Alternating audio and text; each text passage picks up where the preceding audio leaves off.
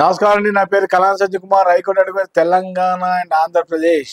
ఈరోజు నేను చెప్పే అంశం ఏంటంటే, ఇటీవల కొంతమంది క్లయింట్స్ వాళ్ళ డౌట్స్ అడుగుతున్నారు నన్ను. సార్, అసైన్ ల్యాండ్స్లో ఏమైనా స్టేటస్ తెచ్చుకోవచ్చు, వచ్చే ఆస్కారం ఉందా అని క్వశ్చన్స్ అడగడం మొదలుపెట్టారు. అసైన్ ల్యాండ్స్లో కూడా వాళ్ళకి స్టేటస్ వచ్చే ఆస్కారం ఉంది. అసైన్ ల్యాండ్స్లో లీగల్ ఎయిడ్స్ వాళ్ళ ద్వారా మీకు స్టేటస్ వచ్చే ఆస్కారం ఉంది. అసైన్ ల్యాండ్స్ అనేది స్టార్టింగ్ నుంచి ప్రాసెస్ పూర్వీకుల నుంచి వచ్చిన అసైన్ ల్యాండ్స్ కొంతమందికి ప్రభుత్వం భూమి ఇచ్చినప్పుడు ఆ తర్వాత ఎవరికైతే ఇస్తారో అతను కనుక మరణిస్తే, డిసీజ్ అయితే, వాళ్ళ తరఫున లీగల్ ఎయిడ్స్ ఉంటారు కదా, వాళ్ళు కూడా ఓనర్షిప్ అయ్యే ఆస్కారం ఉంది. వాళ్ళు కూడా ఓనర్ అవ్వచ్చు. వాళ్ళకి మ్యూటేషన్ కూడా చేసుకునే ఆస్కారం ఉంది. దీనికి కావాల్సిన డాక్యుమెంట్స్ ఏమిటి అని మీరు అడగాలి.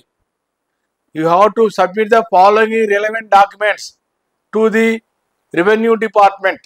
Number 1, మీరు కనుక లీగల్ ఎయిర్ కావాలనుకుంటే, మీరు కనుక అసైన్ ల్యాండ్లో ఓనర్షిప్ అవ్వాలనుకుంటే, మీరు చేయాల్సిన ఫస్ట్ పాయింట్ ఏంటంటే, మీకు ఎవరికైతే ప్రభుత్వం అసైన్ ల్యాండ్ ఇచ్చిందో ఆయన కనుక మరణిస్తే ఆయన యొక్క డిసీజ్ సర్టిఫికేట్, డెత్ సర్టిఫికేట్ అంటారు, డెత్ సర్టిఫికేట్ కోర్టు రెవెన్యూ వాళ్ళకి సబ్మిట్ చేయాలి. Number 1 first document.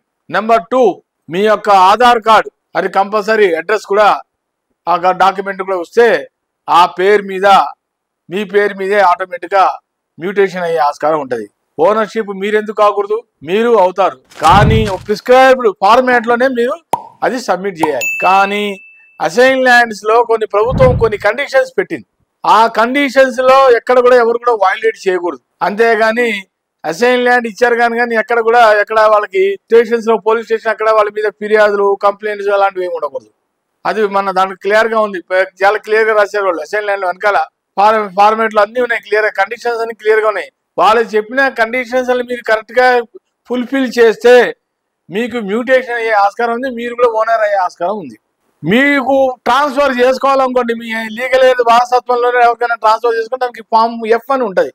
Form F, ఆ ఫామ్ ఎఫ్ ఫిల్ చేసి మీరు కనుక మీ యొక్క సమీప రెవెన్యూ డిపార్ట్మెంట్ కనుక సబ్మిట్ చేస్తే ఆ బలాని వ్యక్తికి వారసత్వంగా వాళ్ళకి ఎవరికైనా కూడా ట్రాన్స్ఫర్ చేసుకునే ఆస్కారం కూడా ఉన్నది.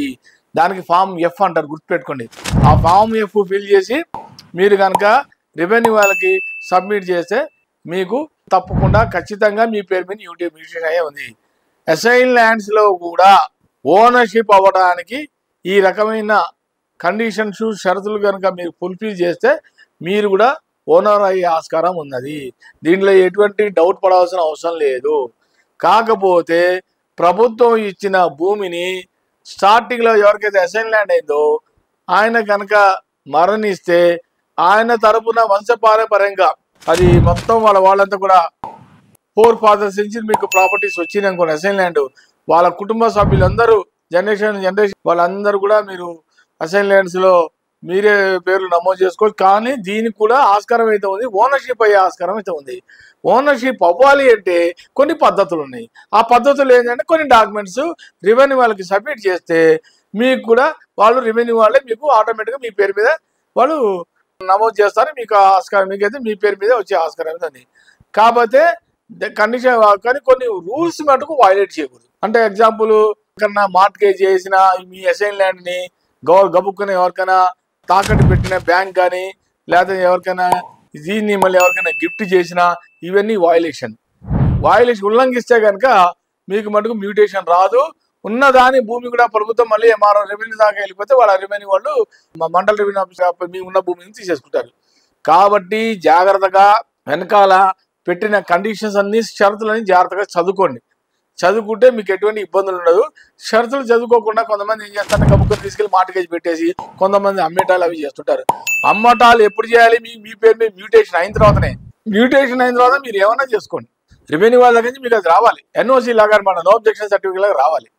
అప్పుడే మీరు దాన్ని మ్యూటేషన్ మీకు ఒకసారి మీ పేరు మీద ఏంటంటే మీరు దాన్ని ఏమైనా చేసుకోవచ్చు. ఇది కండిషన్స్.